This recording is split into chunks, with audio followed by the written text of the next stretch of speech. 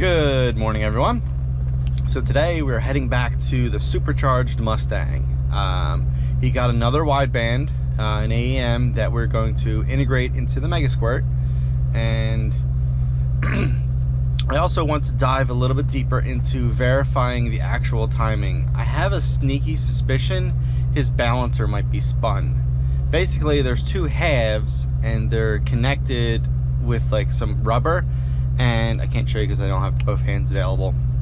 The halves have basically spun away from each other. I have a feeling because it is not responding timing wise how I think it should be. It's got a decent amount of timing in it, but the car feels sluggish.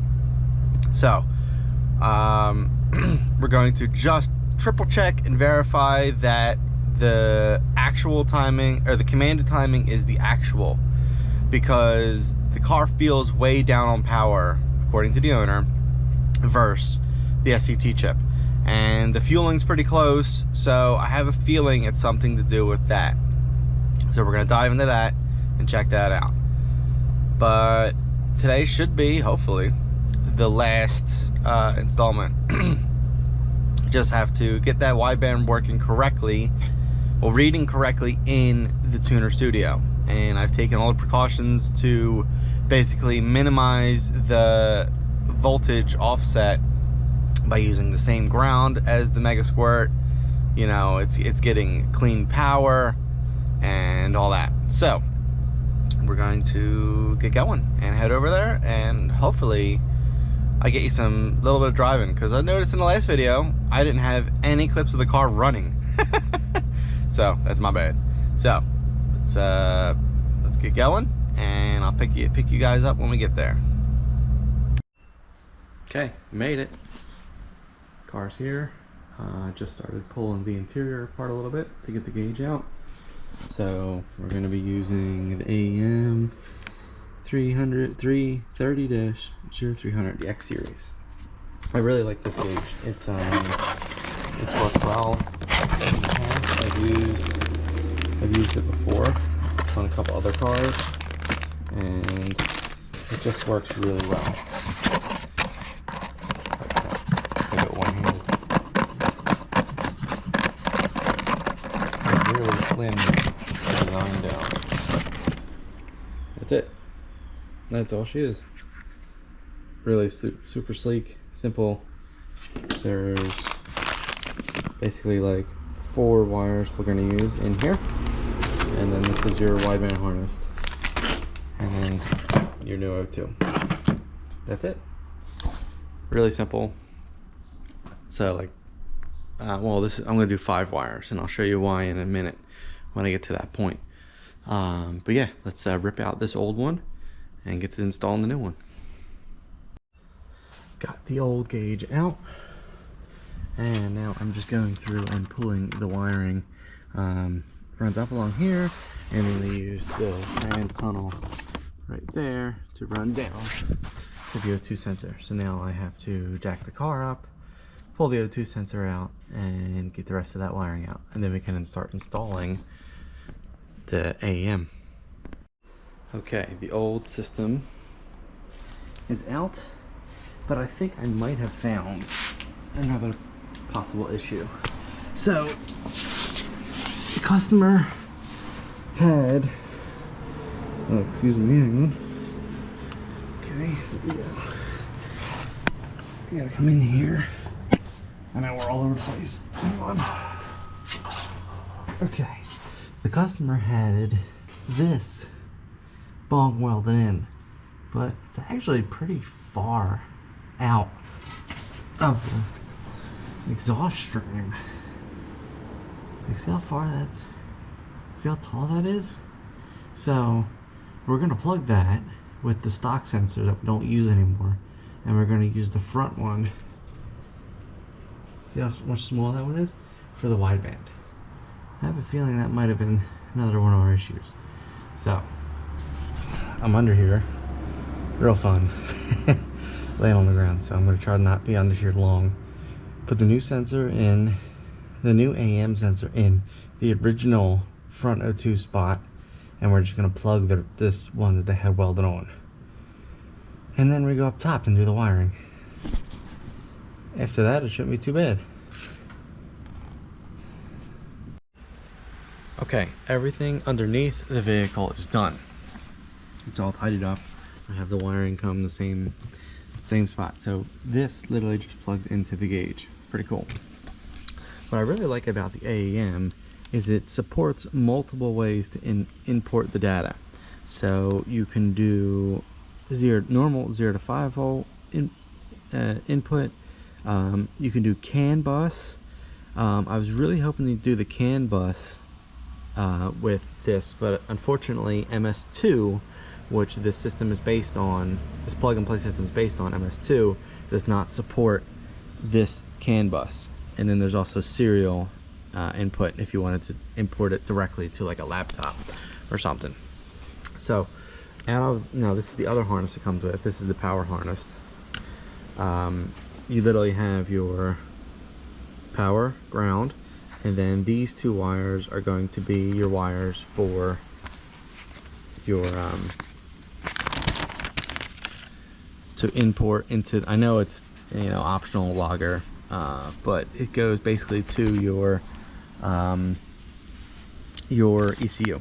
So you want to have, it's kind of hard to see. There's the brown wire, which is a sensor ground, and then you want the white wire, which is the 0 to 5 volt output wire.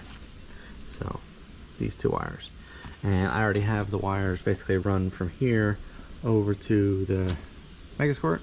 So now I'm just going to take my time and tuck everything up and get it installed, and then we will plug the laptop in and see how it is. Well, it's been a couple more hours, and I'm going to now show you a startup. Last video didn't have startup, but unfortunately the laptop died. It might have some juice in a minute, but it does run now.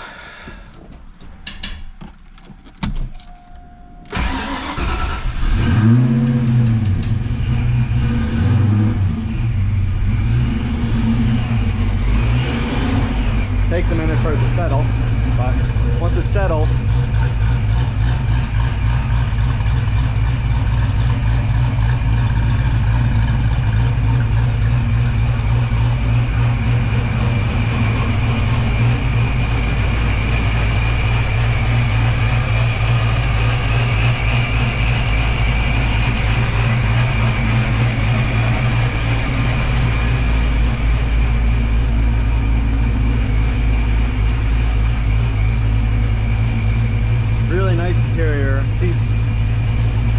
she's dialed.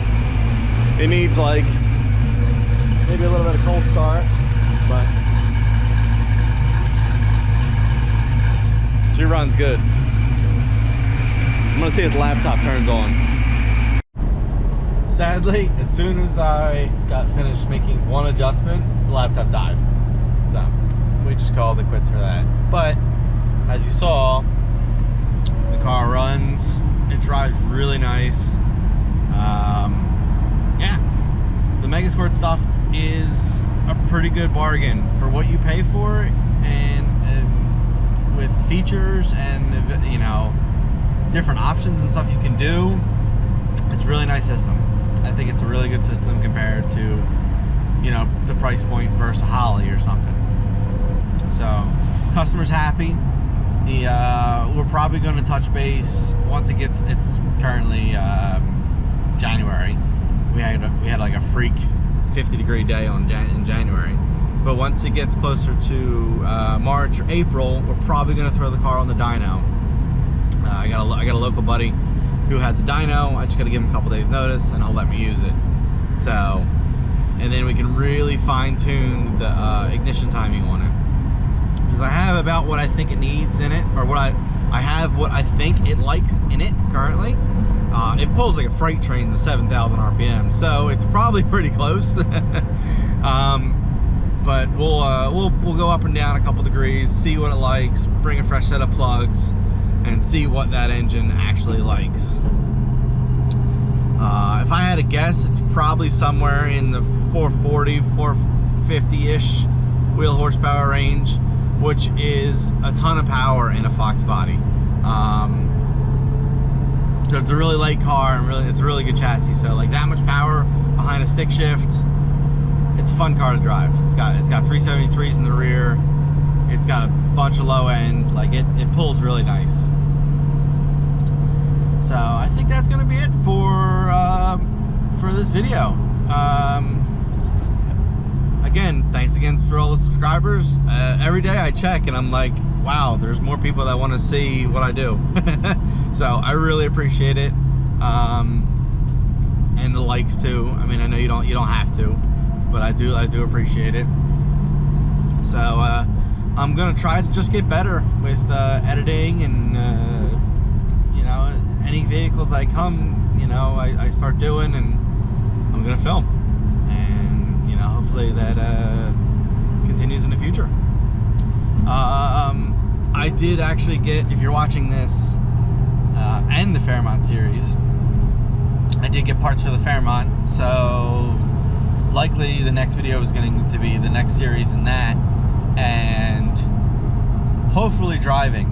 I have pretty much everything I need, so as long as the drive shaft fits, it should drive.